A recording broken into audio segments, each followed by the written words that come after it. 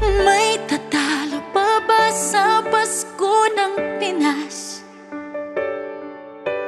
Ang kaligayahan natin walang kupas, hindi alinta